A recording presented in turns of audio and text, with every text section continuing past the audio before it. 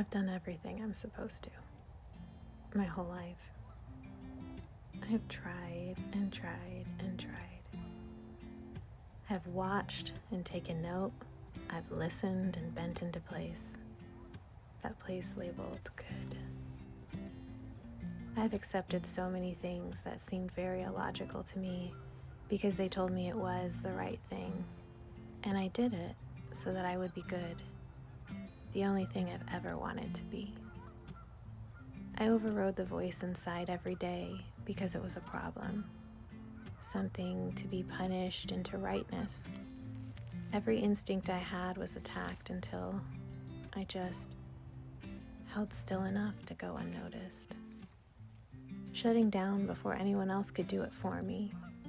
And over time, inside the silence, I felt a false sense of control. I knew what being wrong felt like, and I didn't like it.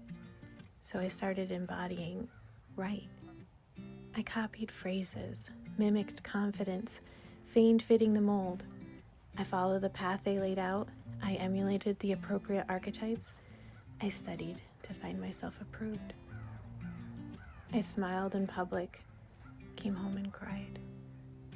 Not once, but always. I've done everything I'm supposed to my whole life. I have tried and tried and tried. I think this works for some people, truly works and is good. But for me, it never worked.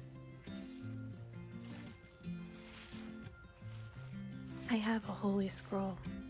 It's inscribed with thou shalls and shall nots. It's longer than the Bible because I wrote out everything.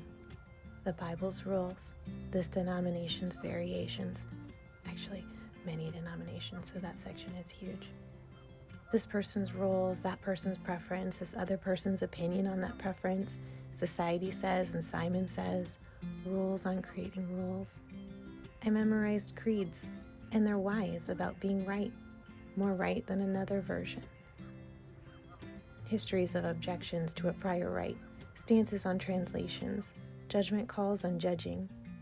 And every time I did anything that was deemed wrong or even slightly off-putting, I added it to my list. All this I kept in my heart, and I bound it on my forehead. I hallowed and shallowed. I prayed and prayed and prayed to be okay. I kept on watching, kept on trying. But when I tell you I was wrong by walking into rooms, I mean it. A common theme for me. My silent, folded, molded, timid, broken, bruised, crafted in love, hopeful soul had a constant strange effect. I somehow managed to offend people by simply walking in. 1,000 subtle paper cuts on a soul that can read eyes. I'd go home and cry and get up to try again. I'm good, I know I'm good, I'll figure this out, I'll do right by you. So I keep walking indoors, looking for refuge, and leaving worse than I arrived. But I believed them about the promised love, time and time again. I shrunk down small, followed every rule, and lost myself back at the beginning. And you never did give me that carrot. A special kind of rage caught fire when I finally said enough. And some will have the audacity to say, I'm talking about God. But that was the voice I quieted, trying to follow your rules. I'm back at the beginning. The statutes came early, so even here it's hazy. But I'm remembering how I knew, before any stories, any chapter and verse, I knew everything I needed to know. I knew that God is love. Some might think other rules are necessary. Maybe. But for me, that idea is the rules. So now, I'm going to try being me. Trusting or trying to trust that rule as enough. And I am free.